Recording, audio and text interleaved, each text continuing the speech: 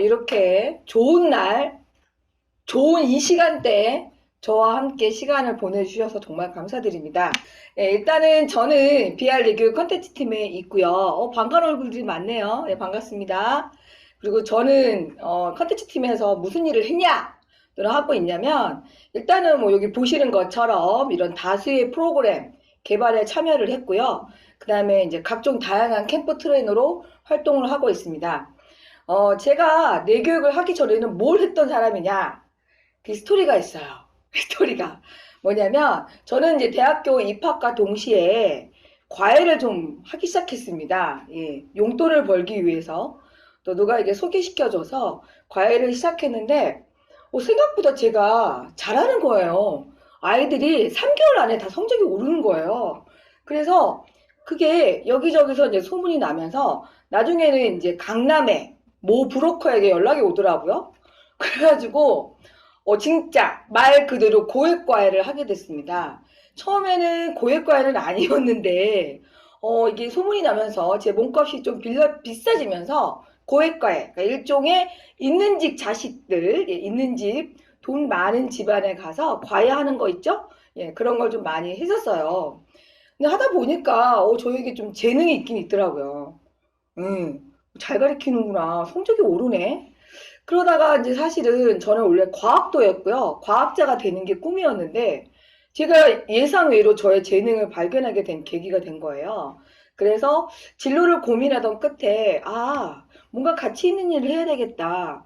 이런 고민을 하고 있는데 그럼 나의 이 재능을 돈이 많이 있는 집안을 위해서만 내가 써야 되나 이런 고민을 하기 시작을 했어요.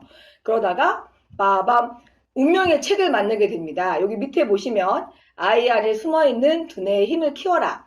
제가 이 책을 읽으면서 이거야. 그래 내가 정말 하고 싶었던 교육은 이 교육이었어. 내교육이었어. 하고 내교육에 입사를 했고요. 올해 내교육 입사한 지 20년이 됐습니다. 네, 짧게 제 소개를 말씀을 드렸어요. 그러면 이제 저는 내교육을 통해서 정말 많은 기쁨을 느낍니다. 특히 어떤 기쁨을 느끼냐면 아이 안에 숨어있는 두뇌의 힘을 키워낼 때, 끌어낼 때 너무 기뻐요. 그래서 저는 제가 하고 있는 일이 정말 잘하고 있고 사명감을 느끼면서 하고 있습니다.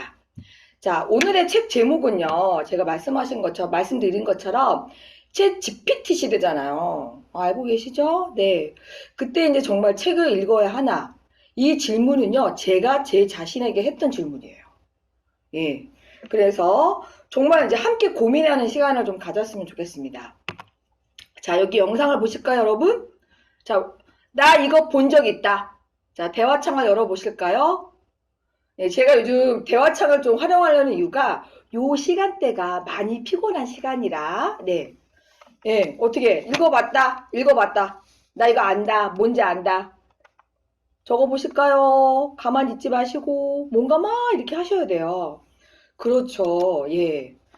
그렇죠. 야, 여기 발빠르게 움직이시네. 감사합니다. 이런 반응, 저를 춤추게 하는 반응이에요. 네. 자, 이거 아이언맨인데, 자비스가 뭐죠, 여러분? 자비스? 아직도 못 보신 분이 있어요. 어떡해. 빨리 보세요. 재밌어요. 아이언맨에 나온 거예요. 아이언맨인데, 여기 영어로 적혀 있잖아요. 자비스. 자비스가 뭘까요, 여러분? 그렇죠. 맞아요. 인공지능이에요. 그래서 우리 한번 인공지능 영상을 한번 짧게 보도록 하겠습니다.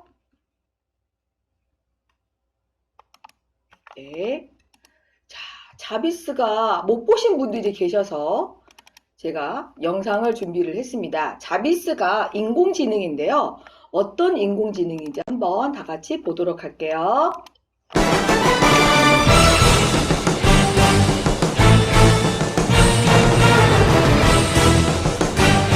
다양한 인공지능이 있다고 해요.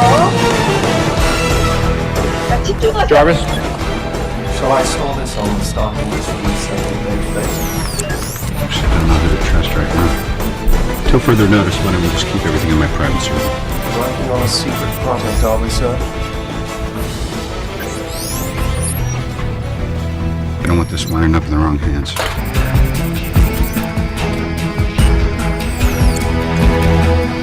Jarvis? Initiating virtual crime scene reconstruction. Okay. Jarvis, drop my needle.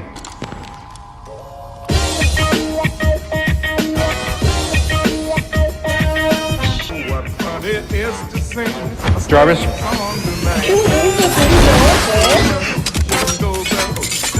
네, 여기까지. 네. 이 영화를 보신 분들은, 아, 맞다. 저런 장면이 있었지. 이런 생각이 드실 거고요. 아직 못 보신 분들은, 저런 인공지능이 있었어? 이렇게 생각하시면 되겠습니다.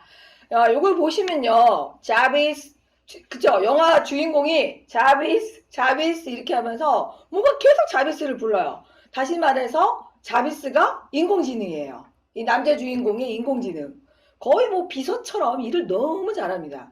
근데 저는 이 영화를 보면서 와, 저런 인공지능이라면 공부할 때 너무 재밌겠다. 그냥 브레인 스크린에 확 떠오르겠다. 와, 저게 언제 저런 게 올 건가 이런 생각을 했거든요. 그런데 왔어요. 왔어. 저런 게. 자, 요 이미지를 보시면요.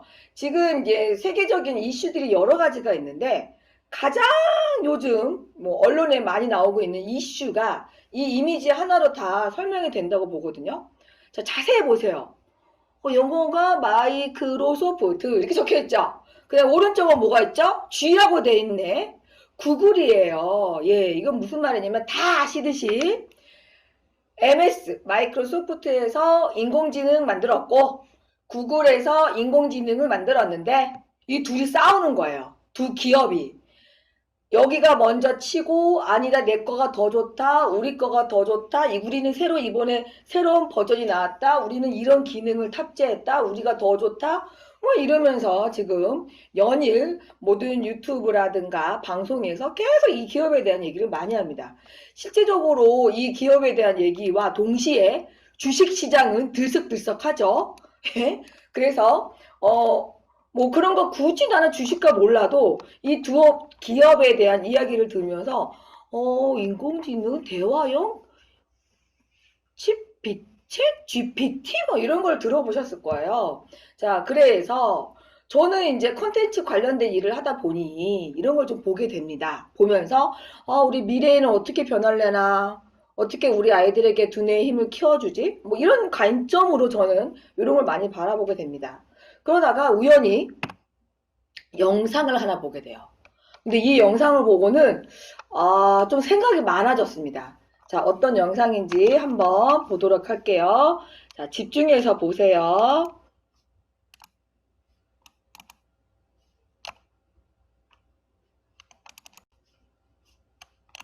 네, 이런 AI 기술은 하루가 다르게 진화하고 있습니다. 그러면서 인간만의 고유 영역으로 여겨졌던 예술 분야에도 속속 도전하고 있는데요. 세상에 없던 음악, 생각과 상징이 응축된 시도 순식간에 뚝딱 만들어냅니다. 과연 AI는 어디까지 인간을 대체할 수 있을까요? 우리는 시를 쓴 이가 시인이 아니라는 걸 알고 나서도 그 시에 감동할 수 있을까요? 또 이런 질문에 AI는 어떤 답을 내놓을까요? 이어서 김성현 기자입니다.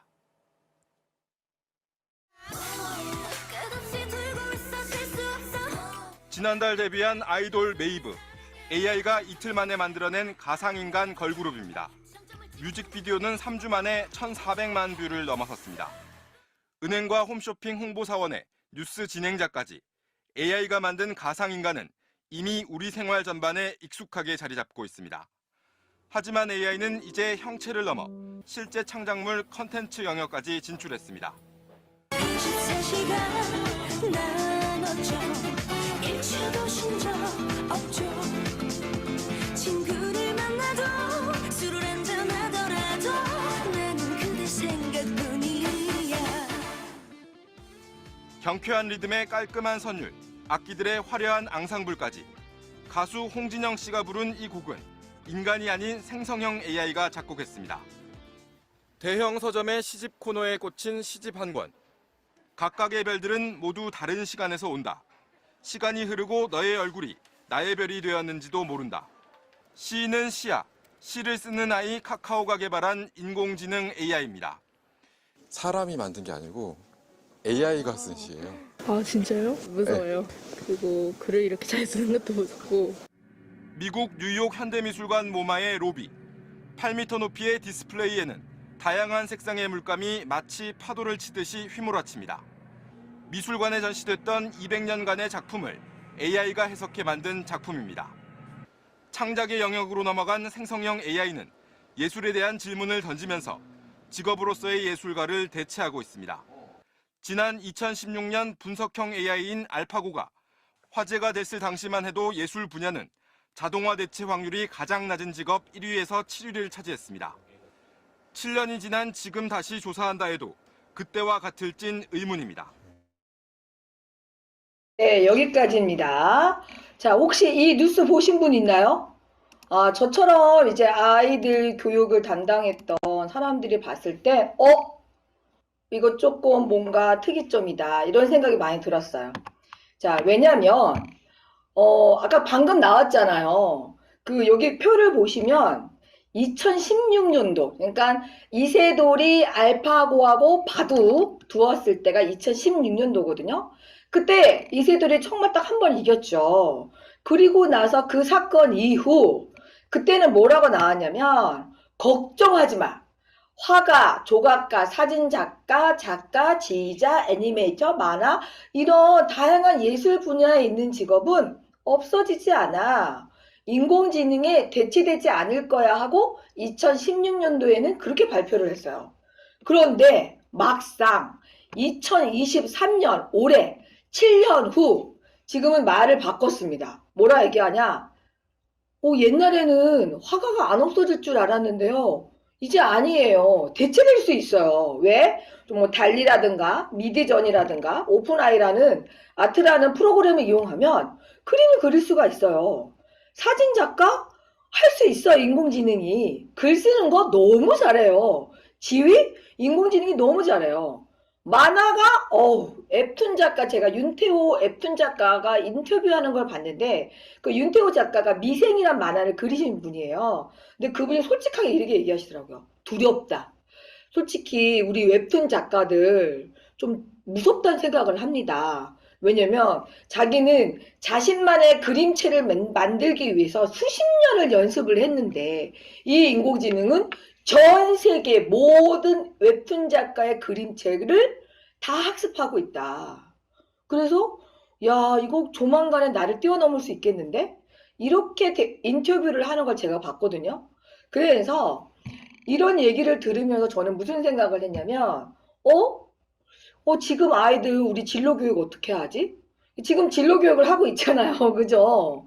근데 우리의 진로교육은 2016년도 자료를 가지고 진로교육을 하고 있거든요. 근데 이제 그게 바뀌었어요. 그리고 직업 세계가 인공지능의 등장으로, 챗 GPT의 등장으로 직업 세계가 지금 난리가 났습니다. 혼돈의 세계입니다. 혼돈의 세계. 왜? 예측했던 게 다 틀려버리고 정반대로 가버리니까. 그래서 요거는 여러분들이 좀 많은 생각을 해보셔야 돼요. 특히 아이들이, 내 아이가 이제 10년, 20년 후에는 직업을 가질 텐데, 이거 어떤 방향으로 내가 아이에게 진로교육을 얘기해줘야 되지?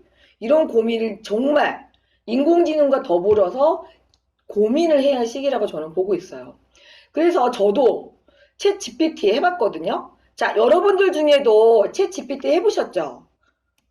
안 해봤을 리는 없어요. 자, 나 해봤다. 손 들어보세요. 해봤다. 대화해봤어요. 이렇게. 네, 해보셨어요? 해보셨습니까? 아, 네. 설마 아직 안 해보신 분들은 없겠죠. 예. 그래서 저는 이제 교육 컨텐츠를 다루는 사람의 입장으로서 저도 해봤습니다. 자, 온 국민이 하는 질문. 2023년도 대한민국 대통령은 누구인가요? 이 질문 저도 해봤어요. 온 국민이 한다고 해서 저도 해봤는데요. 여러분이 카카오톡을 이용한 챗 GPT는 챗 GPT 3.5 버전이에요. 3.5 버전은 2021년도까지의 데이터를 학습을 했어요. 그래서 카카오톡을 이용한 챗 GPT에게 질문을 하면 이 질문엔 대답을 할 수가 없어요. 왜? 걔는 2021년도까지의 데이터를 학습했기 때문에. 그래서 2023년도의 대통령은 누군지 모릅니다. 그래서 저도 3.5 버전이 아닌 4.0 버전인 빙에 있는 빙 챗봇에게 물어봤어요. 2023년도 대한민국 대통령은 누구지? 예, 정답을 맞추더라고요. 윤석열입니다. 이렇게 나왔어요. 근데 그 뒤에 몰라 막 설명을 하는 거예요. 우리 대통령님에 대해서. 근데 이렇게 읽어보니까 뭐라고 나왔냐면 무소속으로 당선이 됐다고 나오는 거예요. 무소속. 무소속 맞습니까, 여러분? 우리 지금 윤석열 대통령님은 무소속으로 당선이 됐나요? 아니죠. 그죠? 무소속으로 출마됐으나 나중에 국민의힘 거기서 당선이 나와서 당 대표로 나오셨잖아요. 그 국민의힘 소속이에요. 근데 이 친구는 뭐라고 얘기했냐면 저한테 무소속으로 당선이 됐다고 하는 거예요. 저는 너무 기뻤습니다. 우후! 바보군 바보야. 역시 챗 GPT 이런 것도 모르는군. 아직은 멍청하군. 막 너무 좋아했어요. 그러면서 정말이야 국민의힘 같은데? 아니래요. 끝까지 무소속이래요. 제가 질문을 3번을 했습니다. 근데 이 친구가 아니래. 저보고 틀렸다고 하는 거예요. 너무 기뻤어요. 아직은 뭐 그렇게 똑똑하지 않네. 이러면서 제가 너무 좋아했어요. 그러면서 막 주변에 있는 사무실에 있는 분들에게 여러분 얘가 이런 것도 몰라요. 그렇게 똑똑하지 않은 것 같아요. 그래서 막 제가 얘기를 하고 다녔어요. 그러면서 근데 3시간 후에 누군가가 저한테 보여줘봐. 진짜 뭐라고 했는데. 해가지고 다시 물어봤어요. 3시간 후에 같은 날 3시간 후에. 그랬더니 이 친구가 뭐라고 얘기하냐면 국민의힘으로 당선됐다고 얘기를 하는 거예요. 3시간 만에 잘못된 정보가 오류가 수정됐어요. 그 무슨 말이냐면 저로 인해 제가 이 친구한테 했던 질문으로 인해 챗 GPT가 새롭게 학습을 하여 정답을 도출해냈다는 거예요. 와, 그때는 솔직히 정답이긴 한데 저는 기쁘진 않았어요. 좀 똑똑한 것 같다. 와, 3시간 만에 이걸 와, 이런 생각이 전 들었어요. 그러면서 다른 질문을 좀 해봐야 되겠다. 수많은 질문들을 했는데 그 중에 하나 소개를 해드릴게요. 여러분들도 챗 GPT한테 어떤 질문을 많이 하셨을 거 아닙니까? 자, 그러면 채팅창에 한번 적어보시겠어요? 저는 이런 걸 물어봤어요. 한번 적어보세요. 저의 첫 질문은 이런 거였어요. 또는 제가 인상이 깊었던 질문은 이런 거였어요. 한번 채팅창에 한번 쳐보세요, 여러분. 여러분은 무엇을 물어봤을지 궁금하네요. 자, 누가 1등으로 채팅창에 입력을 해주실지 빨리 입력해 주세요, 여러분. 아직 해본 적이 없어요. 예, 해보셔야 됩니다. 예, 아직 꼭 해보세요. 꼭 해보셔야 됩니다. 자, 해보신 분들 중에 빨리 질문 올려보세요. 내가 했던 질문. 뭐 되게 많았지만 기억이 안 나. 어떡해. 기억이 안 난대요. 예, 그럴 수 있어요. 예. 우와, 이거 누구시죠? 오, 야, 이분은요, 미세 플라스틱에 대한 생각을 물어봤대.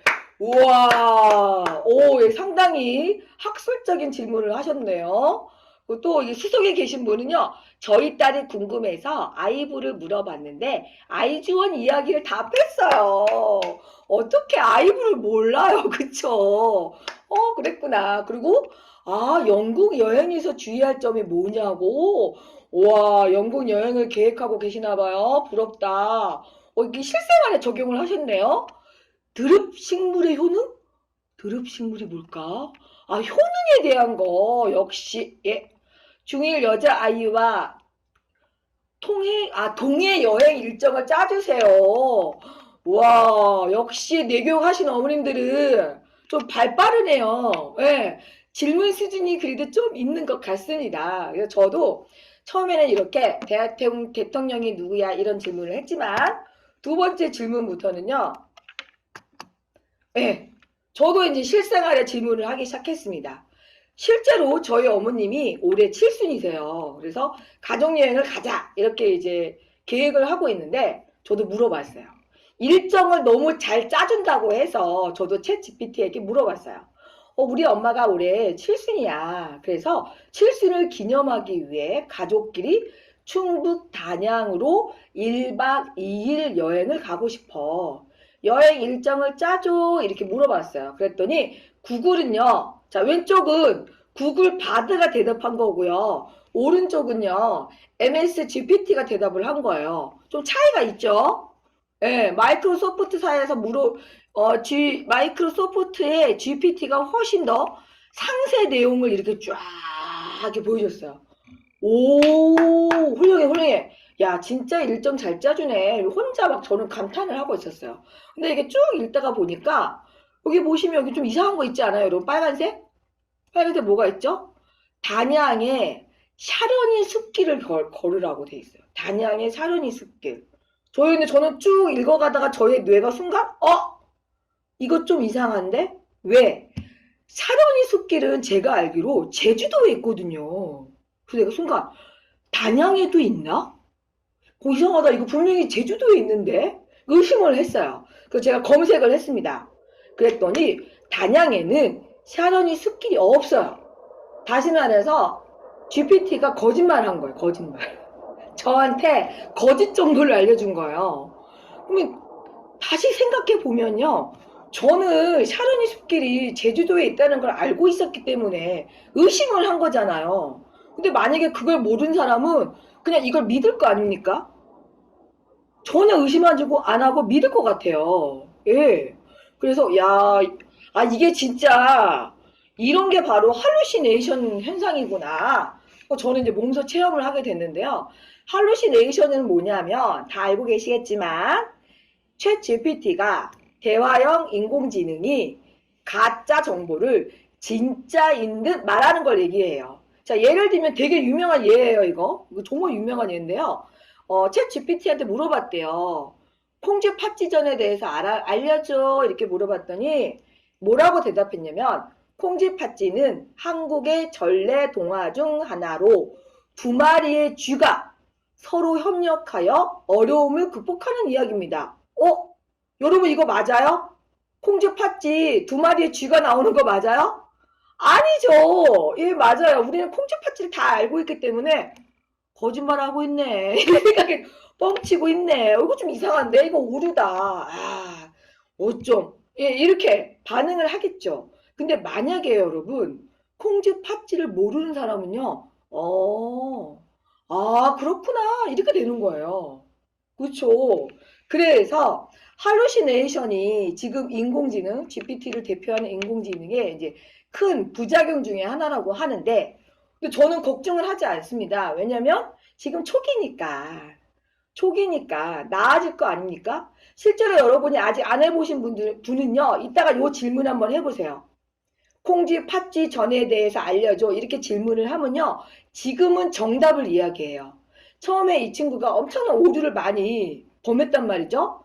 그래서 사람들이 알려준 거예요. 아니야, 이건 틀렸어. 막 이런 식으로 알려주니까 그동안 수많은 정보를 다시 학습을 해서 이제는 정답을 이야기해 줍니다. 자, 아직 안 하신 분들은 요 질문 한번 해보세요. 아직도 거짓말을 하고 있나? 자, 그래서 저는 요 기능을 챗 GPT가 가지고 있는 여러 가지 기능 중에 내가 하고 있는 업무와 연관지어 생각해 보았습니다. 여기 보시면 저는 이제 컨텐츠 관련된 일을 하다 보니까 프로그램을 짜고 구성하고 리뉴얼하고 막 이런 거 되게 많이 하거든요. 그래서 한번 물어봤어요. 이거 보시면 프로그램 뭘 좀 짜줘. 1박 2일로 할 거야. 대상은 3학년, 6학년 대상으로 할 거거든. 프로그램이 쫙 나옵니다. 시간 타임테이블이 축축축축축 나와요. 그리고 책을 추천해줘. 쫙 나옵니다. 근데 이 책들 중에 우중에 관련된 책을 알려줘. 표로 만들어줘. 쭉쭉쭉쭉쭉. 와, 저처럼 무언가를 컨텐츠를 창조하고 기존에 흩어져 있던 지식들을 모아서 새로운 걸 만들 때 이거 GPT를 이용하면 정말 유용하겠다. 이런 생각이 정말 많이 들었어요. 그래서 저는 이제 이것을 제 업무와 연관시키면서 이거 너무 좋다. 이거 이용해야 되겠다. 지금은 무료인데 나중에 돈 내라고 하면 나 돈 내고 해야 되겠다. 이런 생각이 들 정도로 전 너무 마음에 들었거든요. 그래서 최근 챗 GPT와 대화하면서 저의 느낀 점을 말씀을 드릴 건데 여러분과 저는 비슷할 수도 있어요. 해보신 분들. 처음에는 질문을 하지는 모른다. 제가 가만히 있으면 아무 일도 일어나지 않아요. 안녕하세요. 오늘은 무엇을 도와드릴까요? 이렇게 시작하잖아요. 그래서 제가 질문을 하지 않으면 아무 일도 일어나지 않아요. 그걸 알게 됐고요. 그러니까 뭔가 질문을 해야 돼요.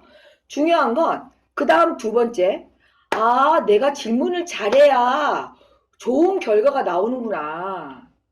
여기서 말하는 잘해야 할 때 이 잘은요, 구체적으로, 될 수 있으면 구체적으로 질문을 하면 할수록 정말 나이스한 답변들이 나옵니다.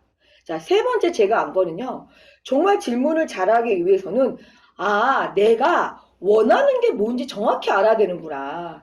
내가 이 챗 GPT와 대화를 하면서 얻고자 하는 최종 목적이 뭔지 정확히 알아야 제가 좋은 질문을 할 수 있다는 걸 알게 됐어요. 그 네 번째는 아까 나왔죠? 이 친구가 거짓말을 해요. 근데 거짓말을 너무 잘해.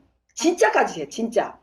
그래서 우리 같이 이제 성인들, 이런 사람들은 이건 틀렸네. 이거 거짓말을 했네. 이거 오류네. 이렇게 비판적으로 바라볼 수는 있어요. 근데 만약에 아이들이 한다면 정말 거짓 정보가 진짜처럼 되는 거예요. 그러니까 가짜 뉴스에 아이들이 노출될 수 있다. 이런 생각이 들었고, 최종적으로 저는 이런 생각을 했습니다. 챗 GPT로 무엇을 더 할 수 있지, 내가? 내가 이걸 이용해서 내가 뭘 더 할 수 있을까? 이렇게 결론을 내렸어요. 여러분도 저랑 비슷한 분도 계시고, 그냥 아닌데요. 전 해보니까 별거 없던데 이러신 분들도 있어요. 근데 별거 없던데 하신 분들은요, 조금 대화를 해봐서 그래요. 많이 대화를 하면 좀 똑똑한 것 같은데 이거 정말 활용 잘해야 되겠다, 이런 생각을 하게 됩니다. 그런데요, 이런 느낀 점은요, 우리 같은 어른들이나 할 수 있어. 뭔가 그죠?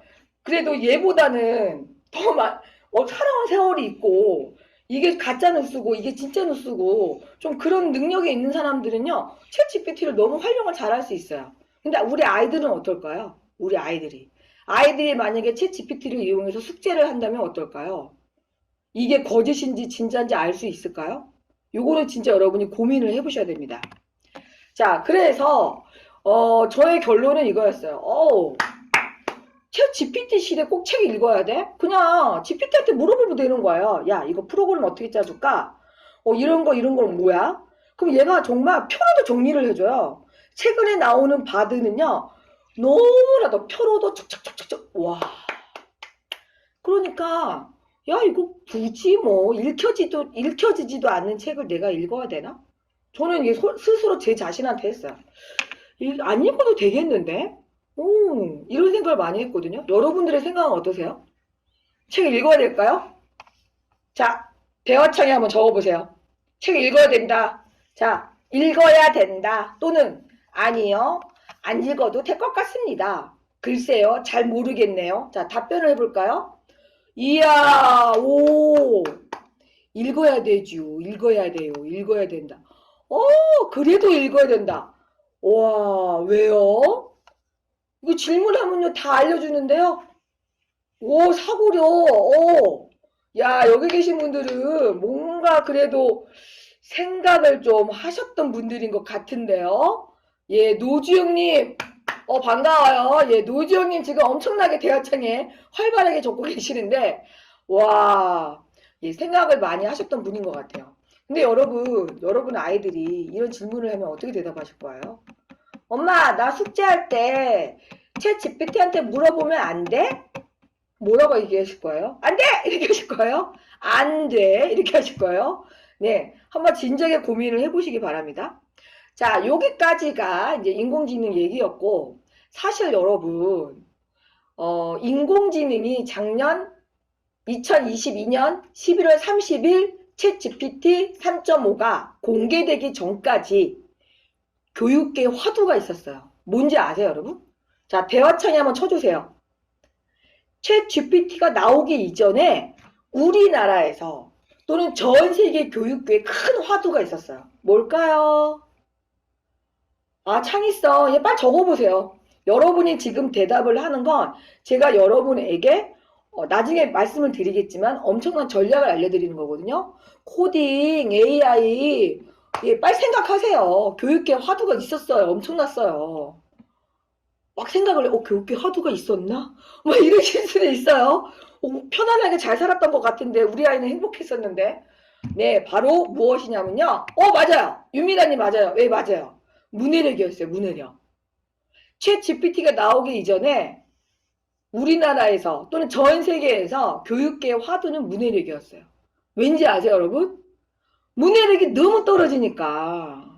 문해력이 너무 떨어지니까. 그럼 문해력이 떨어지니까 이게 큰일이다. 지금 이거 민주주의가 유지가 될까? 부터 해서 심지어는 여러 가지 사례들이 나옵니다. 문해력이 이 정도로 안 좋았어요. 아이가 이렇게 반응했어요. 뭐 여러 가지 사례가 있는데 그 중에 한 사례가 뭐냐면 여기 보시면 가운데 그림 보세요. 가운데 사진. 요분이 초등학교 선생님이세요. 초등학교 선생님이신데 이분이 이렇게 얘기를 합니다. 가정통신문을 보내면 부모님들이 읽지를 않는데요. 그러면서 전화해서 선생님 요즘 누가 글을 읽습니까? 동영상으로 찍어서 보내주세요. 이렇게 얘기한대요. 어머님들이. 가정통신문 읽기 싫다고 동영상 보내달라고 한답니다. 왜 이런 일이 벌어지냐면 견학을 가게 됐던 거예요. 그래서 이제 견학에 가면 몇 월 며칠 어디로 견학을 갑니다. 준비물은 이거고 뭐 회비는 얼마고 막 이런 거 가정통신문에 보내잖아요. 근데 그 가정통신문에 이런 내용이 있었던 거예요. 중식 제공. 근데 전화가 왔대요. 어떤 학부모님한테. 아니 왜 중식을 제공하냐. 우리 아이는 한식 좋아한다. 한식을 제공해달라. 여러분 안 웃기세요? 이거 지금 무슨 얘기인지 모르십니까? 중식 제공은 무슨 뜻일까요? 중식 제공. 가정통신문에. 도시락 준다. 점심 먹일 거다. 그 얘기잖아요. 그런데 이 학부모는 아니 왜 한식을 안 먹이고 중식을 먹이냐. 예, 요즘 학부모님도 너무 문해력이 떨어져서 학교 선생님들이 너무 힘들어 한답니다. 실제로 이번에 스승의 날을 맞이하여 교사 10명 중에 설문조사를 했는데 10명 중에 8분이 이직을 고민하고 계신다고 해요. 예, 우리 선생님들한테 고마운 마음을 전하고. 자, 그래서 문해력이 떨어지다 보니 지금의 초등학교가 예전처럼 굴러가지 않는다. 중학교도 너무 힘들다. 하나부터 10까지 차근차근 다 가르쳐야 된다. 예, 이런 일이 벌어지고 있었어요. 작년 가을까지만 해도. 그리고 수많은 문해력과 관련된 책들이 막 쏟아져 나왔어요. 그래서 여기 중에 보시면 읽어보신 책들도 있을 거예요. 뭐 초등 공부는 문해력이 전부고 공부 머리를 만들고 심지어는 어른의 문해력도 중요하다. 뭐 이런 책들이 나왔습니다. 자, 그래서 왜 이렇게 문해력 했냐. 여러분도 아시겠지만 사람들이 글에 집중을 못하는 거예요. 저도 그랬어요. 저도. 여러분들도 그럴걸요? 자, 여기 보시면 니콜라스 카랄은 되게 유명한 분이세요. 석학이야, 석학. 예. 뭐 경영 컨설턴트라든가 뭐 IT 관련된 엄청난 학자세요. 근데 이분이 뭐라고 얘기했냐면 예전에는 책이나 긴 글에 몰입하는 것이 정말 쉬웠다. 학자니까 당연하겠죠. 책을 좀 많이 읽었겠습니까? 근데 이분이 뭐라 그러냐면 이젠 너무 힘들다. 나의 집중력이 2쪽, 3쪽만 넘어가도 표류하기 일쑤다. 예전에는 자연스러웠던 깊이 읽기가 투쟁이 되었다. 저는 너무 100% 공감했어요. 무슨 말이냐면 저도 어느 순간 저는 이제 제가 하는 일과 관련해서 책을 읽어야 되는 일이 많아서 책 좀 읽으려고 하면 너무 집중이 안 되고요. 정말 투쟁하는 마음으로 책을 읽어야 된다는 생각을 저도 많이 했거든요. 그런데 나만 그런 게 아니더라고요. 뭐 일종의 책 좀 읽었다는 사람들이 다 이런 얘기를 하는 거예요. 책 읽기가 너무 글이 안 읽혀요. 책 좀 읽으려고 하면 집중이 안 돼요. 이런 게 우리나라뿐만이 아니라 전 세계에 다 이런 일이 벌어진 거예요. 그래서 보시면 요즘 읽기 내내 한마디로 이렇게 요거래요. 요거 TLDR 무슨 말이냐면 길면 읽지 않는다. 요즘 사람들은요 카톡의 내용도요, 길으면 안 읽잖아요. 솔직히. 그죠? 여러분. 그래서 읽기 내가 짧은 거는 읽는데 조금만 길어도 읽지 않는다. 이게 바로 요즘 우리의 읽기 뇌 상태라고 보시면 돼요.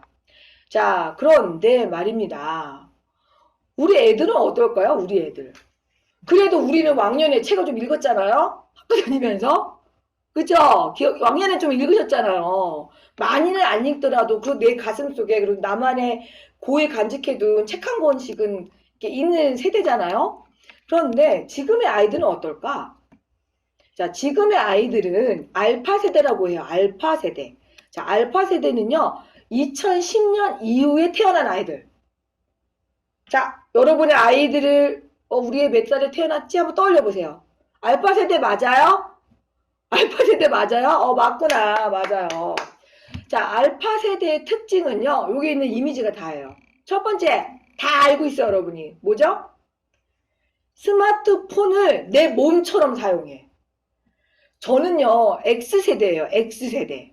저는 스마트폰을 20대에 만났어요. 여러분들은 몇 살 때 스마트폰을 만나셨죠? 중학교 때? 고등학교 때? 예. 여러분들은 Y세대일 확률이 높습니다. 저는 X세대. 예. 그런데 지금 알파 세대 애들은 응애하고 태어났는데 이미 핸드폰이 있는 애들이야. 그래서 엄마가 뽀로로를 핸드폰으로 이렇게 보여준 애들이에요. 그래서 핸드폰을 마치 내 몸처럼 사용하는 아이들이다. 그래서 우리는 뭐 좀 이렇게 하려고 그러면 이렇게 막 배우려면 이렇게 힘들잖아요. 스마트폰으로 뭔가 할 때. 근데 애들은 어때요? 너무 빨리 익히잖아요. 내 몸인 거야, 스마트폰이. 또 하나의 특징은 뭐냐면요. 여기 보시면 네이버 클로버 아시죠? 인공지능. 짱구야, 오늘 날씨 뭐야? 그럼 대답해 주잖아요. 짱구야, 음악 틀어줘. 짱구야, 여기 불 꺼줘. 뭐 이런 거 여러분 하셨죠? 그러니까 이 아이들은 인공지능, AI 스피커와 너무 친숙한 아이예요. 그리고 심지어는 장난감조차도 인공지능을 썼던 애들이에요. 여러분의 아이들이. 그리고 메타버스를 할 줄 알아요. 그래서 이 아이들한테 롯데월드 갈래? 아니면 VR 쓰고 롯데월드 볼래? 그러면 VR 쓰고 롯데월드 볼래요. 이런 아이들이에요. 그리고 이 아이들은요, 연예인 관심 별로 없어요. 연예인보다는 유튜버를 더 좋아해요. 연예인보다는 유튜버를 더 좋아하는 아이들이 알파 세대예요. 그리고요, 알파 세대들은요, 부모님들이 Y세대가 많은데 이 Y세대의 부모님들이 이 소중한 나의 이 알파 세대를 위해 엄청 돈을 많이 쓰십니다. 그래서 알파 세대의 아이들이 엄청난 소비력을 가지고 있대요. 우와, 그렇죠. 자, 그러면 이 알파 세대들에게는 문해력이 어떨까요? 나는 그래, 내가 뭐 잘 안 익히고 좀 뭔가 읽히려고 하면 집중이 떨어지고 이래. 우리 아이들은 어떨까요? 자, 영상을 한번 보도록 하겠습니다. 우리 아이들은 어떨지. 자, 집중해 주세요.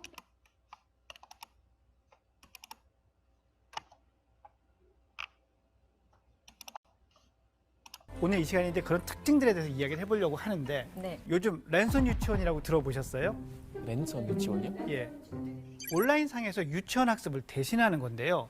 여기서 다양한 컨텐츠로 율동도 배우고 동화도 읽어주고 하더라고요. 학교처럼. 코로나로 유치원 등원을 못하게 되면서 이 알파 세대들이 랜선 유치원을 적극적으로 활용하고 있는 거죠. 근데 실제로 저희 아이들도 영상을 보여주면 책이나 이렇게 문자로 설명하는 것보다 훨씬 빨리 이해를 하더라고요. 그리고 요즘에는 뭐 컨텐츠들이나 이런 뭐 태블릿 PC의 그런 어플들이 너무 직관적으로 잘 돼 있어서 어떤 설명이 없어도 다 해내더라고요. 어떤 맞아요. 태스크를. 그래서 그런 걸 보면은 알파 세대나 이 다음 세대는 실제로 문자 습득이 그렇게 중요하지 않을 수도 있겠다 이런 생각이 들었어요. 네. 그렇게 생각하시는 부모님들이 정말 많으세요. 예, 진짜 많으실 겁니다. 분명한 건 알파 세대는 문자보다 영상과 음성에 익숙한 세대가 맞거든요. 네. 그러다 보니 자연스럽게 온라인상에서 활동하는 시간이 깁니다. 그런데 중요한 특징 한 가지는 어떤 한 가지 특정 컨텐츠에 오래 머무르지 않아요. 맞아요. 길게 머무르지 않습니다. 맞아요. 중요도와 상관없고요. 재미없으면 또 재밌다가도 지루해지면 금방 넘어가 버리죠. 그 시각적인 재미, 거기서 나오는 어떤 영상적 자극을 주는 것을 쫓아다니는 겁니다. 그래서 전문가들은 이 쫓아다니고 옮겨다닌다는 특성에 주목을 해서 이들을 유목학습자라고도 부릅니다. 특히 현재 알파 세대 연령대의 아이들인 이 0세에서 10살, 이 아이들은 원래 주의력이 대단히 짧아요. 초등학교 1학년 학교에 입학했습니다. 얘네들 평균적으로 몇 분 집중할 수 있을까요? 15분? 몇 분도 안 되는 것 같은데. 평균적으로 1학년 나이쯤 되면 15분이라고 얘기를 해요. 학교에서 수업할 때도 보면 15분마다 선생님이 자꾸 뭘 바꿔요. 그래야 될 것 같아요. 이렇게 주의력이 짧기 때문에 또 하나 중요한 문제는 아이들이 중요한 문제라고 하더라도, 중요한 내용이라고 하더라도 그것에 대한 집중을 못하고 빨리 넘어가 버리거나 관심을 끊어버리는 게 문제죠. 그래서 이럴 때는 부모님이나 양육해 주시는 분, 교사가 옆에서 적절히 주의력이 환기될 수 있도록 잡아주시는 게 필요해요.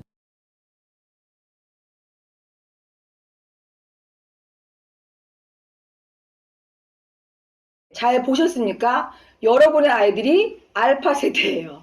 이러한 특징을 가지고 있는 아이들입니다. 그러면 이 아이들에게 있어서 문해력은 어느 정도일까? 자, 우리 생각해 볼게요. 자, 보시면, 자, 아까 같은 그 영상은 여러분 유튜브에 가셔서 풀 영상으로 꼭 보시기 바랍니다. 너무 내용이 좋아요. 지금은 시간이 없으니까 제가 잠깐 소개를 해드리지만 꼭 보시길 바랄게요. 자, 여기 보시면 정상 뇌파가 있어요. 그죠? 그 다음에 스마트폰에 중독된 뇌 사진을 찍어봤어요. 여기 보시면 근데 뭐가 다르죠? 자, 제일 큰 차이가 뭐죠? 전두엽이, 스마트폰에 중독된 전두엽은 파란색이에요. 파란색. 자, 이 사진에서 파란색이라는 걸 뭘 의미하냐면 뇌가 활동하지 않는다. 뇌가 멈춰 있다. 라는 걸 의미하고요. 그 다음 자세히 보면요. 오른쪽. 그쵸? 예. 우측, 오른쪽 옆에. 예, 맞습니다. 측두엽. 오른쪽 측두엽도 파란색기가 많아요. 이 부분도 뇌가 작동하지 않는다. 그럼 어디가 많이 활성화되어 있죠? 좌측 후두엽이 너무나도 활성화되어 있는 거죠. 예. 그리고 또 한 가지 보시면 여러분들도 이제 뇌에 대해서 공부를 많이 하셨잖아요. 보시면 전두엽이 파란색이라는 거는 전두엽이 작동하지 않는다. 그 무슨 말이냐면 감정 파악하는 거, 감정 조절하는 거, 운동 조절하는 거, 지적 능력, 뭐 예측하고 추론하고 뭐 고등 능력 있잖아. 인간만이 가지는 고등 인지 능력인 전두엽이 작동하지 않는다. 헐. 측두엽. 아까 파란색이었죠. 언어 기능을 담당해요. 그렇다는 얘기는 스마트폰에 중독된 아이들은 언어 기능이 떨어진다. 어디만 활성화되어 있죠? 후두엽만 활성화되어 있다. 아하. 그러다 보니 시각적 자극이 강한 거에만 쫓아다닐 수밖에 없다. 예, 이렇게 이해를 하시면 되고, 또 하나 또 뭐가 있냐면 가지치기를 합니다. 가지치기. 자, 여러분들의 아이들은 지금 알파 세대잖아요. 근데 알파 세대들의 뇌가 가지치기를 하는데 아마 한 초등학교 3학년에서 6학년, 중학교 1, 2학년까지 가지치기를 시작해요. 이렇게.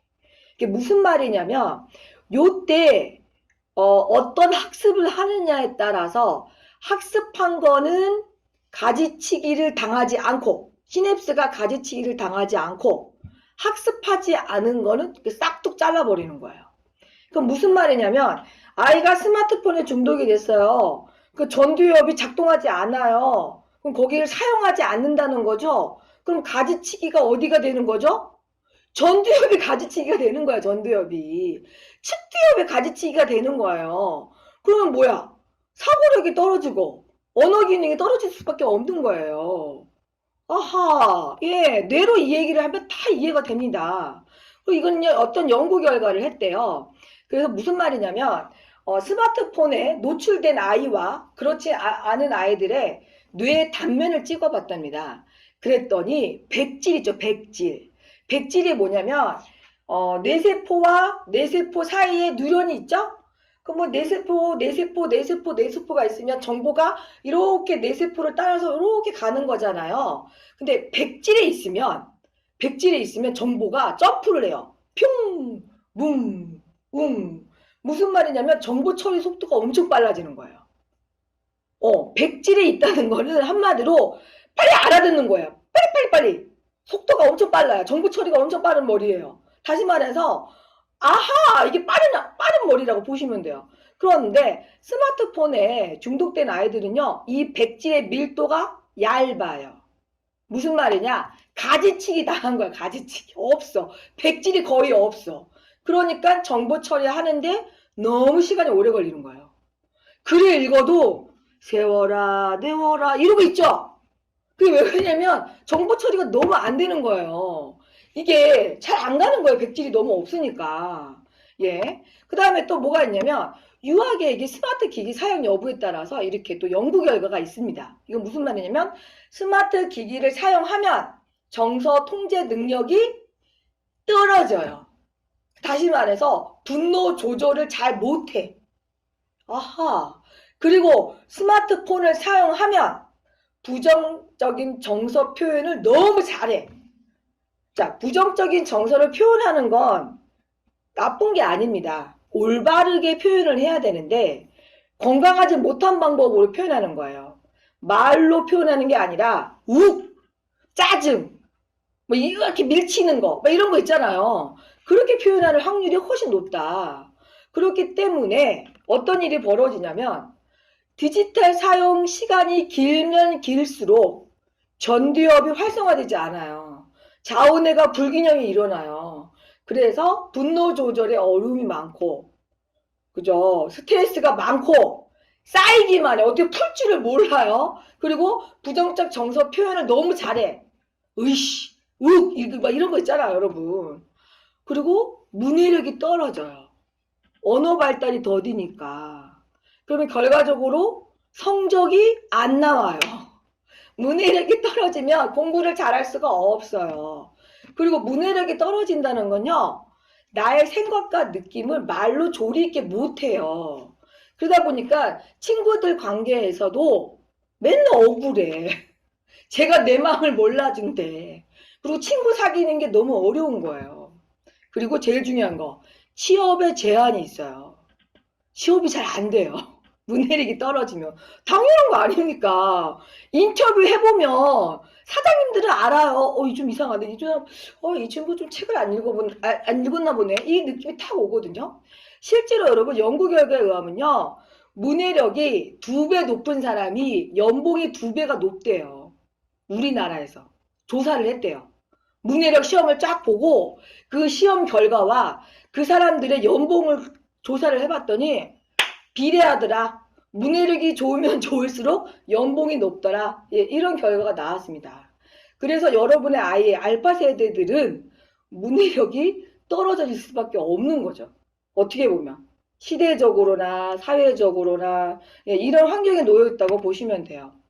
자, 인공지능에 대한 이야기도 했고 문해력이라는 얘기도 했고, 그럼 어떻게 이 문해력을 높이냐? 여러분 정답 다 알고 있어요. 문해력 높이는 거 그거밖에 없어. 자, 우리 두뇌에는요 까나리아가 살고 있어요. 두뇌에 까나리아. 이게 뭔 소리요? 자, 이게 무슨 말이냐면 광부들이요, 지금 말고 옛날 광부들은요 탄광에 들어갈 때 이렇게 까나리아 새를 들고 갔대요. 왜 그랬을까요? 새소리 듣고 싶어서 데리고 갔을까요? 아닙니다. 자, 까나리아는요 그 탄광에 나오는 독가스죠. 독가스에 엄청 민감한 새래요. 그래서 이 광부가 이 새를 데리고 간 이유는 새가 갑자기 픽 하고 쓰러져. 그러면 무슨 말이죠? 독가스가 노출됐다. 그럼 광부들이 뛰쳐나오는 거예요. 그 용도로 까나리아를 사용을 했습니다. 그런데 이런 까나리아가 우리 두뇌에도 존재하고 있어요. 뭘까요? 우리 두뇌에도 이런 까나리아가 있어. 다시 말해 뭐냐면 바로 읽는 뇌예요. 읽는 뇌. 나의 뇌가 잘 읽고 있으면 나의 뇌는 건강한 거예요. 독가스가 없어요. 근데 내가 지금 읽고 있지 않아. 뭐가 읽는데 너무 힘들어. 그 얘기는 뭐냐면 나의 뇌 속에 살고 있는 까나리아가 죽어가고 있는 거다. 그러니까 이건 다시 말해서 무슨 말이냐면 인간만이 가지고 있는 고등 인지 능력이 떨어진다. 와, 그렇죠. 읽는 게 여러분 이거 정말 중요합니다. 그럼 읽기가 왜 이렇게 중요할까? 아니 말하기도 있고 쓰기도 있고 많은데 유독 왜 읽기를 할까? 그 이유는 바로 이겁니다. 자, 읽기 능력은요. 후천적 능력이에요. 후천적. 타고난 게 아니야 이거는. 자, 말하는 건요. 가르치지 않아도 말을 할 수가 있대요. 왜? DNA에 그 청사진이 있대요. 그런데 무언가를 읽는다는 건요. 가르치지 않으면 후천적으로 가르치지 않으면 절대 습득될 수 없는 능력이에요. 우리 DNA에 이게 없어. 정말요? 예, 없어요. 그럼 반대로 생각을 한다면 읽기와 관련된 능력은 타고난 게 아니라고 모두 동등한 거야. 응애하고 태어났을 때 백지야, 백지. 읽기와 관련된 모든 능력은 모든 인간이 다 제로에서 시작됩니다. 그래서 후천적으로 어떻게 읽기 방법을 가르치냐에 따라서 그 아이의 읽기 능력이 결정되는 거예요. 집안 배경, 엄마, 아빠, IQ 상관없어요. 읽기는. 왜? DNA와 상관이 없기 때문에. 그 되게 희망적인 건 뭐냐면 내가 비록 책은 잘 못 읽었어. 그죠? 나는 비록 못 읽었지만 내 아이는 읽기 능력을 가르칠 수 있다. 향상시킬 수 있다. 그죠? 예, 이게 되게 중요한 거예요. 그래서 무언가를 잘 읽는다는 건 사고가 높다라고 표현을 합니다. 여기서 말하는 읽는다는 건요. 소리 내서 문자 소리를 내는 게 아니라 여러분 다 알고 있죠? 이해하는 거. 이해하는 거. 요약할 수 있고 이해하고 핵심 찾는 거. 그게 바로 읽기 능력이라고 보시면 돼요. 자, 그래서 자, 여기 책 보시면 이게 되게 유명한 책이거든요. 자, 이 둘 중에 하나는 저는 왼쪽에 있는 책을 추천해 드릴게요. 다시 책으로라는 책은요. 그 메리언 울프라는 엄청 유명한 읽기의 권위자, 세계적인 권위자가 두 번째로 쓴 책인데 책이 쉽게 나와 있어요. 이렇게 우리들로 하여금 편지 형식으로 이렇게 친절하게 잘 설명해 주고 있거든요. 이 책은 제가 한번 읽어보라고 추천해 드리고 싶고요. 그 옆에 오른쪽에 있는 책은 거의 논문입니다. 논문. 저 이 책 3번 읽었는데요. 머리 쥐나는 줄 알았습니다. 예, 그래서 이 책은 정말 나 진짜 학구적으로 뭔가 연구해 보겠다. 이런 목적이 있는 한 별로 그렇게 추천을 하진 않겠습니다. 자, 근데 요 두 책에서 뭐라고 얘기하냐면 인공지능 시대에 인간에게 필요한 건 양손잡이 읽기다라고 해요. 양손잡이 읽기. 이게 무슨 말이냐면 디지털 기기는요. 이것 때문에 애들 문해력 떨어졌다면서요. 이것 때문에 애들이 사교성이 떨어진다면서요. 그렇다고 이 디지털 기기를 사용하지 마. 이렇게 할 수는 없다는 거예요. 왜? 이건 시대적 흐름이라는 거예요. 아니 인공지능도 지금 막 점점 더 좋아지는데 이 판국에 아이들한테 사용하지 마. 이렇게 할 수가 없는 거죠. 이건 시대적 흐름입니다. 그런데 우리는 이 디지털 기기가 가지고 오는 부작용을 줄일 수가 있어요. 어떻게? 바로 읽기로, 책 읽기로 가능을 합니다. 그런데 여러분, 그 최근에 나온 연구 결과에 가면요. 핸드폰으로 또는 스크린으로 글을 읽을 때와 종이로 읽었을 때 뇌의 반응이 달라요. 여러분도 경험을 해보셨을 거예요. 무슨 말이냐면 종이로 읽으면 훨씬 기억이 잘 돼요. 핵심도 더 잘 찾아요. 왜 그러냐면 우리가 책장을 넘기면서 책을 읽잖아요. 일단 뭐죠? 만져요. 책을 만져요. 촉감이 느껴져요. 나무의 결이 느껴져요. 그리고 종이 냄새가 나요. 또는 기름 냄새가 나요. 새 책은 새 책 냄새 나고요. 오래된 책은 오래된 책 냄새가 나잖아요. 후각을 자극합니다. 그래서 종이책으로 읽으면 후각, 촉각, 시각이 작동돼요. 그렇기 때문에 훨씬 더 기억을 잘하는 겁니다. 그런데 디지털 기기로 무언가 우리 책을 읽는다는 건 어떻게 하죠? 이렇게 읽잖아요. 스크롤을 하거나 옆으로 넘기거나 이거밖에 하지 않는다는 거예요. 냄새도 안 나요. 그리고 무엇보다 중요한 건 종이책을 넘기면서 우리 뇌는 부피감을 느낀대요. 아, 이 정도 읽었구나. 아, 중간 정도 읽었구나. 이만큼 남았구나. 어떤 물리적인 그 느낌이 있는 거예요, 우리 뇌가. 그래서 책을 읽었을 때 처음, 중간, 끝을 이렇게 연결할 수가 있어. 아, 이 내용은 중간에 이런 내용이 나왔어. 처음에 이런 내용이 나왔어. 그렇게 얘기할 수가 있는데 디지털 기기로 읽었을 때는 이 공감감이 없는 거예요. 내가 이 내용을 이쪽에서 읽었는지 어느 쪽에서 읽었는지 잘 모르겠는 거야. 그러다 보니까 책의 전반적인 흐름이 잘 꿰어지지 않아요. 그런데 아이들에게, 지금 알파 세대들에게 종이책만 줄 수는 없다는 거예요. 얘네들도 태블릿 PC로 공부를 해야 돼요. 무슨 말이냐? 요 디지털 기기로 학습을 할 때는 이런 전략으로 읽기를 가리키고 종이로 정보를 또는 종이로 어떤 책을 읽었을 때는 이런 전략으로 가리켜야 된다. 이게 결론이에요. 달라. 디지털 기계냐 종이책이냐에 따라서 읽기 전술 전략이 달라집니다. 책으로 읽었던 전략을 디지털에 이용할 수 없고요. 디지털에서 이게 했던 방법을 책으로 가져올 수 없어요. 근데 그것만큼은 확실하대요. 무슨 말이냐면 종이책을 잘 읽을 줄 아는 사람은 디지털 기기도 잘 읽는데요. 그런데 디지털로 읽은 사람은 그것만 한 사람은 종이책 잘 못 읽는데요. 헐. 그래서 권위자들이 뭐라고 한다고요? 둘 다 가르쳐야 된다. 둘 다. 둘 다 가르쳐야 된다. 자, 그래서 저는 이제 챗 GPT 말고, 챗 GPT가 빙이죠. 빙에게 물어봤어요. 그래도 저는 꼭 굳이 책을 읽어야 되나? 이런 생각을 했습니다. 근데요, 제가 그 빙에게 물어봤어요. 지금 인공시대에 너 같은 아이도 나왔고, 유튜브에도 수많은 정보가 있는데, 내가 굳이 책을 읽어야 될까? 유튜버하고 너하고만 대화를 하면 안 될까? 제가 이렇게 질문을 했더니, 빙이 뭐라고 얘기했냐? 이렇게 대답을 했습니다. 물론 저도 또는 유튜브도 당신을 도울 수 있습니다. 하지만 책을 통한 도움이 더 큽니다. 그래서 책 읽기의 중요성은 여전합니다. 이렇게 대답을 하는 거예요. 그렇지만 선택은 당신의 몫입니다.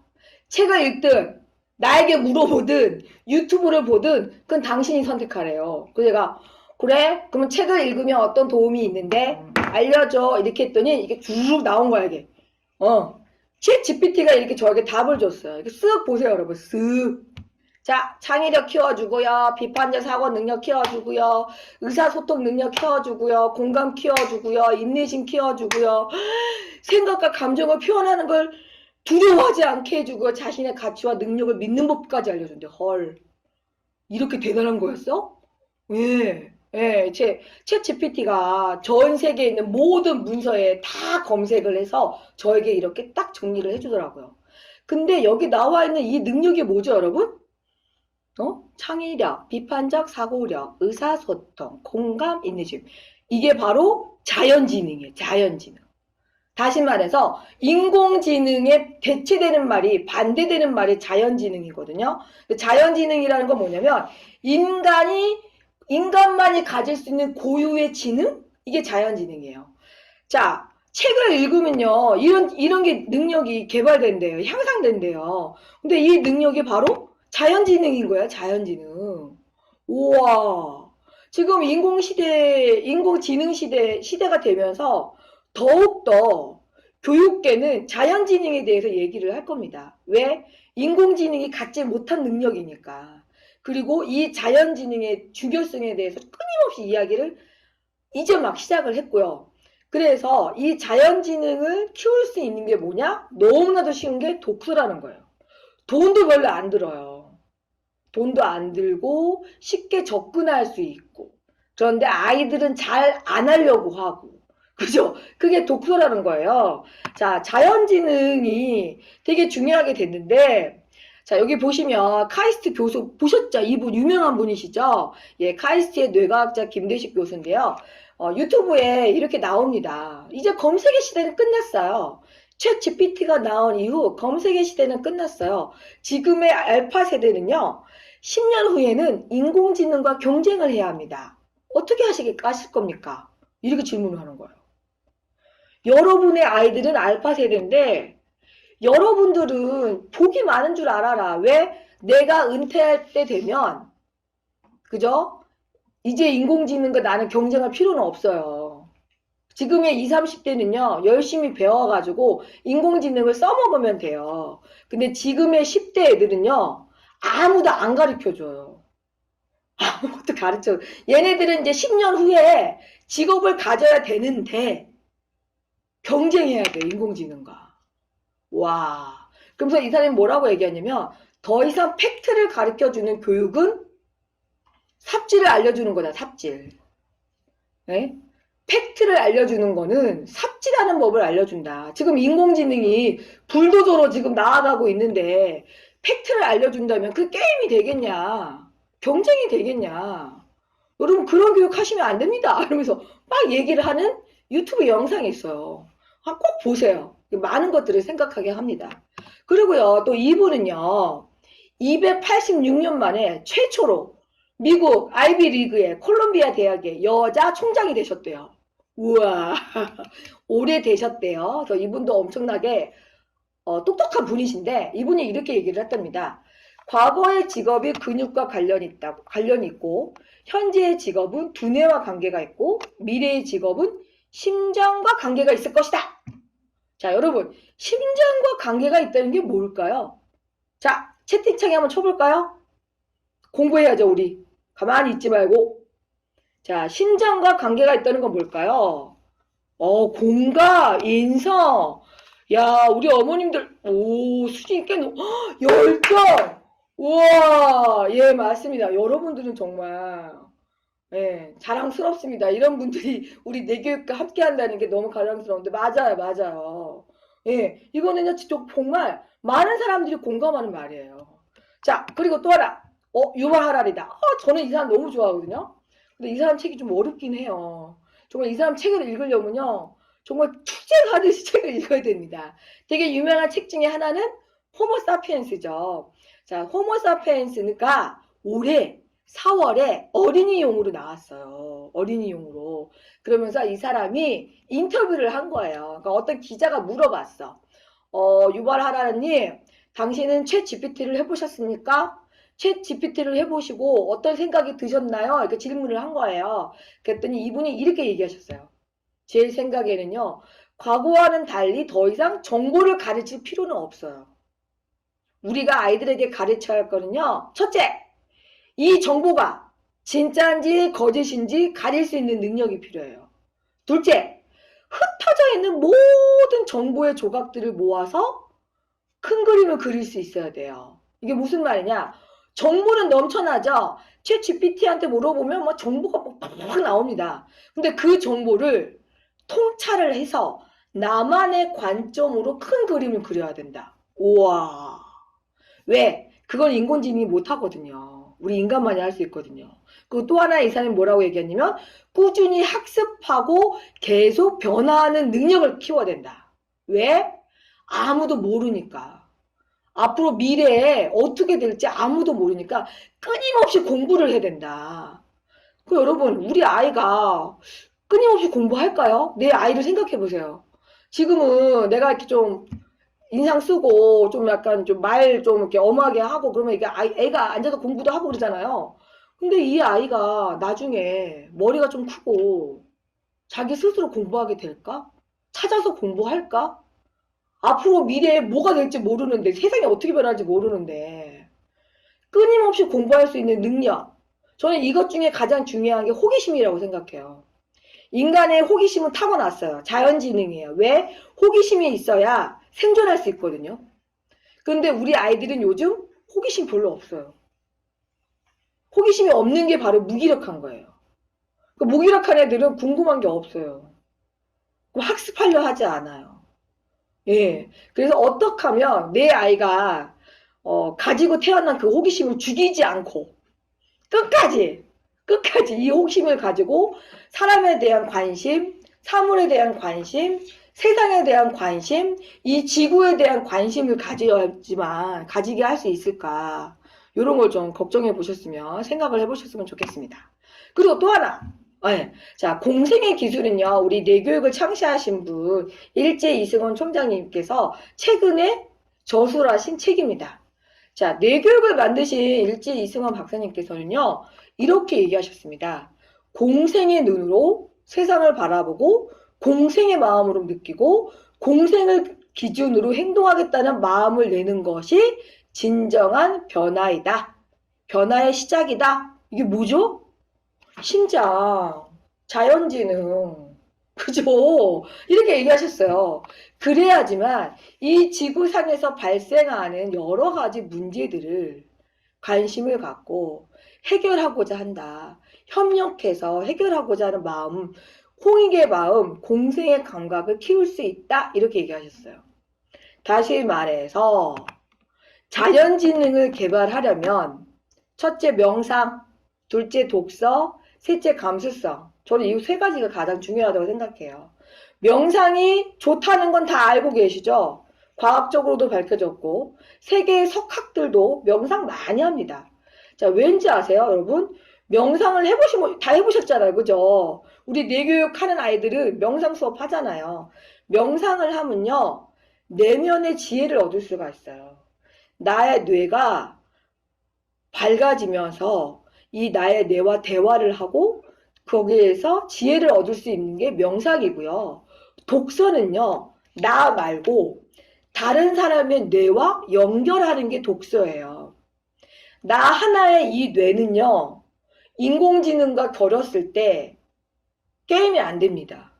인지 능력이 인공지능과 겨룰 수 없어요. 그런데 독서를 통해서 훌륭한, 나보다 앞서게 사신 분들 있죠? 그죠? 그런 분들의 지혜를 나의 뇌와 연결할 수 있는 게 독서예요. 그럼 내가 독서를 훌륭하신 분들과 한다는 건 그분의 뇌와 연결한다. 나의 뇌 용량이 커지고 이 인지 능력이 커진다고 보시면 돼요. 정서 능력 또한 마찬가지고요. 자, 세 번째, 감수성은 뭐냐면요. 느끼는 거죠, 느끼. 자, 인공지능은 느끼지 못해요. 그렇지만 중간 정도의 느낌은 이 친구가 글을 씁니다. 그런데요, 정말 직접 체험을 하고 느껴야지만 나만의 느낌이 생기거든요.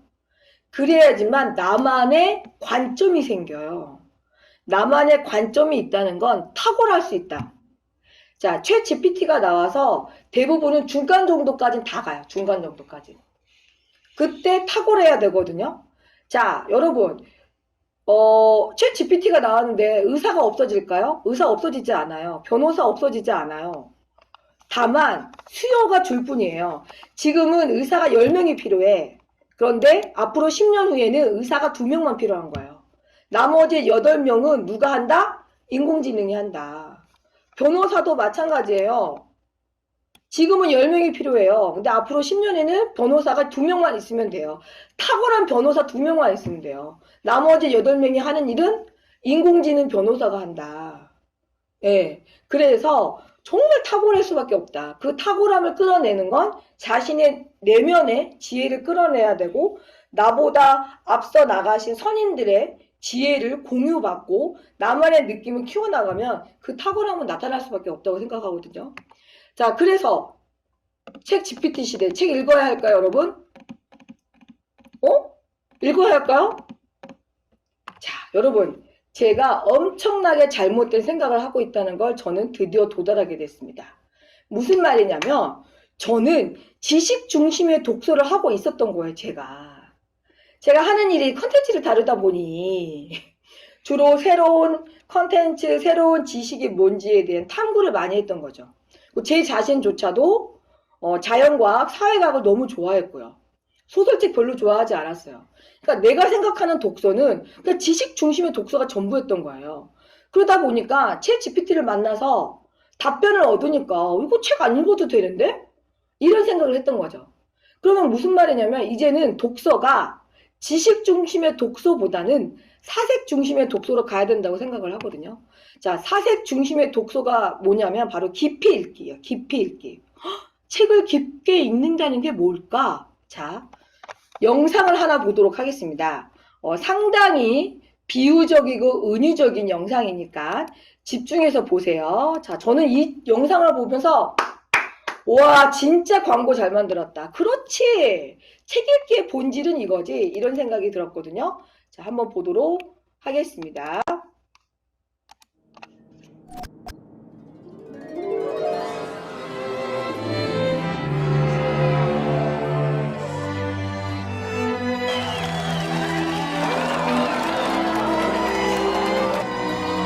아이는 모두 어른이 된다.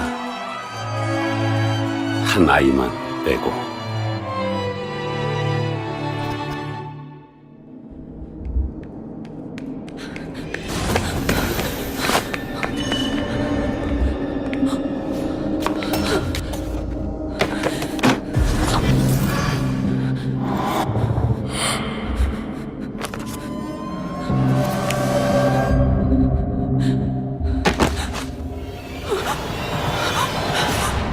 모두 어른이 된다.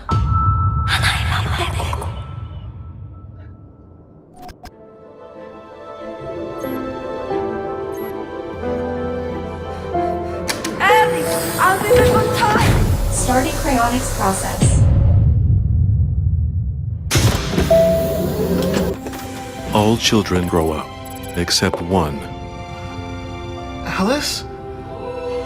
Jack? Took off your braces?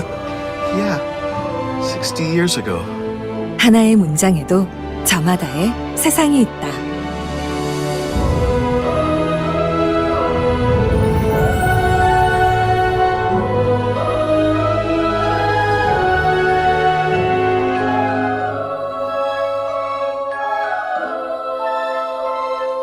그래서 사람은 읽는다고 생각합니다. 읽는 당신에게 상상의 우주를. 예스24. 네, 와. 저는 이 광고를 보면서, 와, 진짜 잘 만들었다. 그래, 저게 바로 깊이 읽기야. 그죠? 딱 두 문장이잖아요. 아이들은 모두 어른이 된다? 한 아이만 빼고. 그 두 문장을 모두 각각의 다르게 상상하는 거예요. 문장 하나하나에 자신만의 세계로 이해하는 거, 상상하는 거. 그게 깊이 읽기입니다. 자, 그래서 깊이 읽기가 왜 중요하냐면 메리언 울프는 이렇게 얘기했어요. 인간성의 핵심은 긴 글 읽기를 통한 사고와 공감의 깊이에 달려있다는 사실이다. 종이로 읽든 디지털로 읽든 오디오로 듣든 동영상으로 시청하든 스스로 생각할 줄 아는 인간 능력의 보존과 함양이야말로 읽기의 목표가 되어야 한다. 저 정말 반성 많이 했습니다. 제가 그동안 지식 중심의 독서만 하고 있었구나. 예. 여러분의 아이 중에 Y책만 읽는 아이들 있죠. Y책. 그거 읽고 막 얘기하는 친구들 많잖아요. 그럼 어머니 막 뿌듯해 하시죠. 자, Y책은 어떤 책이죠? 지식 정보의 책입니다. 자, Y책을 너무 좋아하는 애들은요, 일단 호기심은 많은 아이들이에요. 칭찬해 주세요. 그렇지만 이제는 Y책뿐만 아니라 사색 중심의 독서도 해야 됩니다.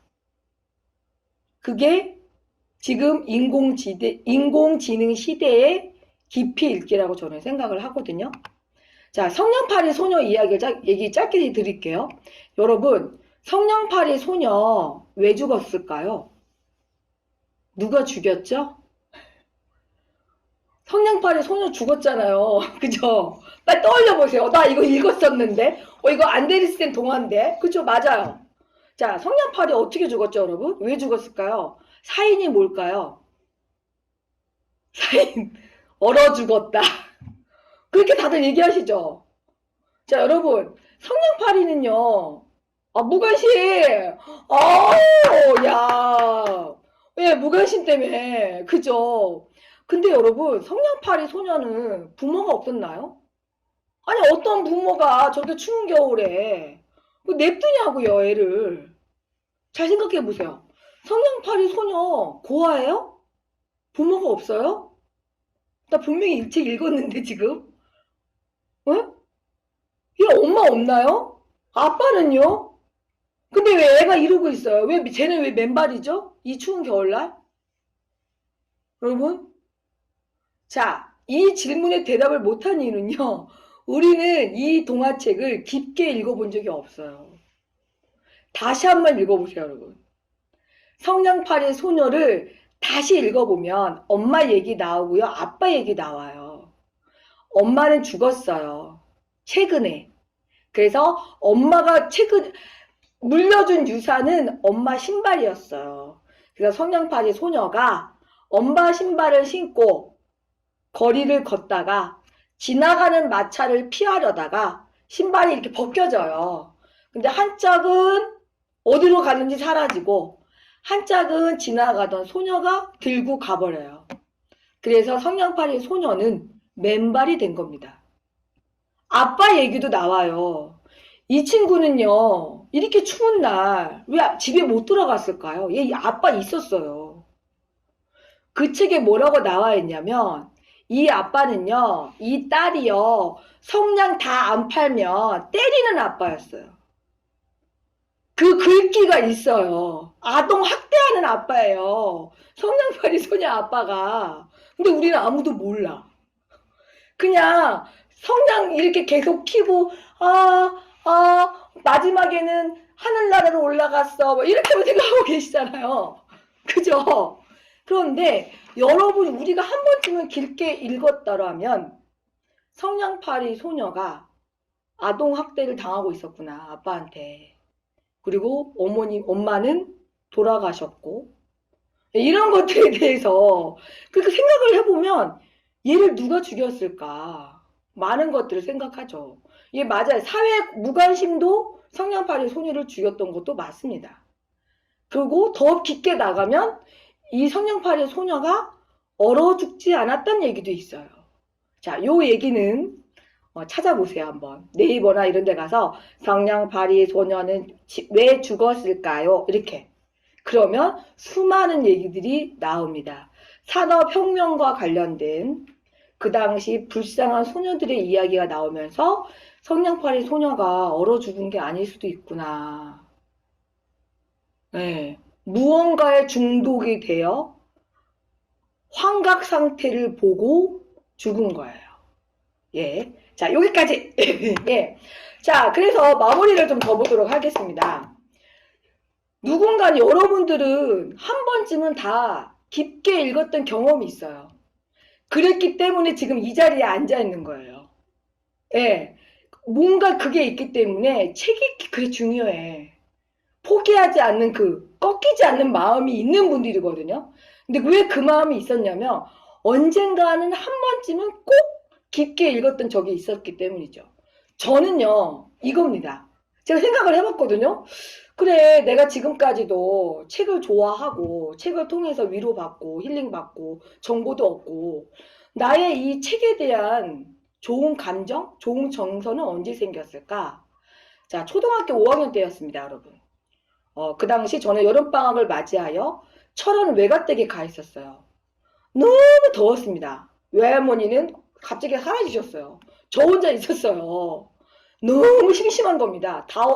더워서 나갈 수도 없고 저 혼자 있었어요. 너무 심심했어요. 자고 또 자고. 나중에 잠이 오질 않더라고요. 심심해가지고 이렇게 하는데 우리 막내 외삼촌 책상 위에 요 위인전이 있는 거예요. 이순신 누런 게. 저는 물론 이순신 장군 위인전 훨씬 많이 그 전에 읽었죠. 근데 너무 심심해가지고 그래 이거라도 읽자 하고 이 위인전을 꺼내서 대청마루에 누워서 바람이 솔솔솔 부는 너무 상쾌했어요. 등이 시원해지면서 약간 나른하면서도 잠은 시컨 잤기 때문에 뇌는 맑았거든요. 일종의 명상 상태가 된 거죠. 그 알파파 상태에서 저는 이 책을 읽었습니다. 이 책을 읽고 펑펑 울었어요. 초등학교 5학년 때. 저는 그거를 너무나도 지금도 그때를 생각하면 눈물이 나와요. 이순신 장군이 그렇게 돌아가신 게 너무 가슴이 아픈 거예요. 아니 이런 분이 왜 이렇게 돌아가셔? 말이 안 돼. 어떻게 하늘도 조심하시지. 그 어린 나이에 이분이 그렇게 돌아가신 거에 대해서 하늘에 대한 원망과 야, 어떻게 이렇게 착한 사람이 이렇게 죽을 수 있지? 하는 마음, 여러 가지 복합적인 게 느껴지면서 정말 펑펑 울었던 기억이 나요. 그러면서 저는 이때 제 꿈이 바뀌었어요. 저는 이전까지만 해도 제가 천문학자가 되는 게 꿈이었거든요. 근데 나도 이순신 장군 같은 삶을 살고 싶다. 이렇게 뭔지는 모르지만 뭔가 더 멋있는 가치가 있는 것 같아. 난 이분을 난 내가 생각하는 롤모델을 삼겠어. 그래서 저는 지금까지도 가장 존경하는 사람이 이순신 장군이고요. 이순신 장군과 관련된 모든 것들은 다 찾아보고 체험해보고 하고 있습니다. 예, 그리고 저는 근데 이때가 정말 깊게 읽었던 그 경험이었고요. 그 다음에 그래서 제가 도전을 해봤어요. 최근에. 어떻게 12살에 내가 그때 진짜 깊게 읽고 그 이후로 깊게 읽었던 적이 별로 없구나. 그래, 내가 한번 해보자. 내가 경험을 해봐야 전달할 수 있겠구나. 그래서 도전을 했어요. 자, 처음에는 어린이 동화책을 읽었어요. 원더라는 책을 읽었고요. 두 번째는 구덩이라는 책을 읽었고, 세 번째는 오베라는 남자의 책을 읽었습니다. 자, 여러분들도 읽어보신 책들 있죠? 자, 여기서 중요한 건 뭐냐면요. 맨 마지막 오베라는 남자라는 책을 탁 덮고 또 펑펑 울었어요. 펑펑. 왜? 더 이상 이 세계에, 이 세상에 오베라는 남자가 없다는 사실이 너무 슬펐어. 이분이 노안으로 돌아가시거든요. 나이가 드셔서 돌아가세요. 근데 너무 슬픈 거예요. 더 이상 이 세상에 이분이 없다는 거에 너무 슬퍼가지고 저 울고 있더라고요. 이 책 다 보고 나서. 그러면서 저는 와, 진짜 되는구나. 깊게 읽기가 쉽지는 않지만 읽으면 정말 나의 뇌가 공감하고 소통하고 창의성이 생기고 정말 이 뭔가 정서적인 이 느낌, 심장의 느낌, 나의 자연지능이 개발된다는 걸 정말 체험하게 됐습니다. 여러분들도 할 수 있어요. 근데 쉽지는 않아요. 투쟁하듯이 읽어야 돼. 왜? 너무나도 멀리 하지 않았기 때문에 그쪽 시냅스가 너무 약해져 있을 거예요.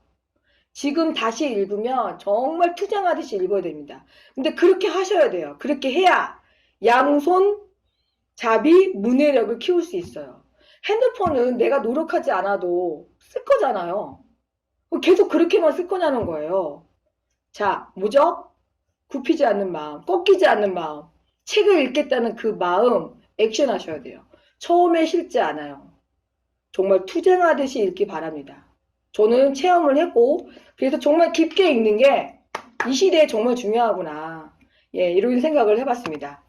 자, 이제 마무리를 할 건데요. 자, 긴 시간 동안 열심히 집중해서 들어주셔서 감사하고, 자, 우리가 오늘 했던 얘기는 첫 번째, 챗GPT와 관련된 인공지능 시대. 그래서 직업 세계가 지금 엄청난 혼란을 겪고 있다. 예상할 수가 없다. 10년 후에 어떻게 될지 모르겠다. 그죠? 그리고 또 한 가지 뭐죠? 그래서 지금 아이들은 알파 세대인데 얘네들은 큰일 났다. 나도 문해력이 떨어지는데 이 알파 세대들의 문해력은 어떻게 할 거냐. 문해력이 떨어진다는 건요. 뭐 단순히 성적이 떨어지고 직업을 얻기가 어렵고 이걸 떠나서 인류적으로 생각을 해보면요. 이 민주사회가 흔들려요. 문해력이 떨어진다는 건요. 정말 수세기 동안 우리 조상님들이 이루어냈던 민주주의가 흔들릴 수 있는 위기라는 겁니다. 예. 그렇기 때문에 어떻게 해서라든 우리는 내가 가지고 있는 그 문해력을 잃어버리면 안 돼요. 예. 그게 바로 자연지능이고 그 자연지능을 키울 수 있는 것 중에 하나가 뭐라고요? 독서예요. 여러분 명상하고 계시잖아요. 한 가지만 더 하시면 돼요. 독서하시면 돼요. 투쟁하듯이. 그래서 그 읽기 뇌를 지켜내셔야 됩니다. 그래야지만 인공지능을 개발할 수가 있고 인공지능 시대에 살 수가 있어요. 인간답게. 아시겠죠? 그리고 지금 인공지능 막 얘기가 나올 때 여러분들은 교육을 좀 생각해 보셔야 돼요. 교육의 본질이 뭐지? 책 읽기의 본질이 뭐지? 내가 이 아이를 이 학원에 보내는 게 맞나? 이렇게 가기 싫어하는 영어 학원을 하루에 20개씩 단어 안 외우면 혼내는 영어 학원을 보내는 게 맞나? 한번 점검을 해보세요. 제가 정답을 알려드릴 수는 없어요. 하지만 기준을 달리 보고 아이가 하고 있는 것 또는 여러분이 하고 있는 것들을 좀 점검하는 시간을 가졌으면 좋겠어요. 그래서 방향성을 다시 잡아야 된다. 제대로 가고 있으면 그냥 가시면 돼요.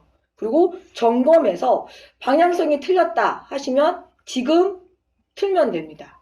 아시겠죠? 자, 그럼 오랜 시간 동안 함께 해주셔서 감사했습니다.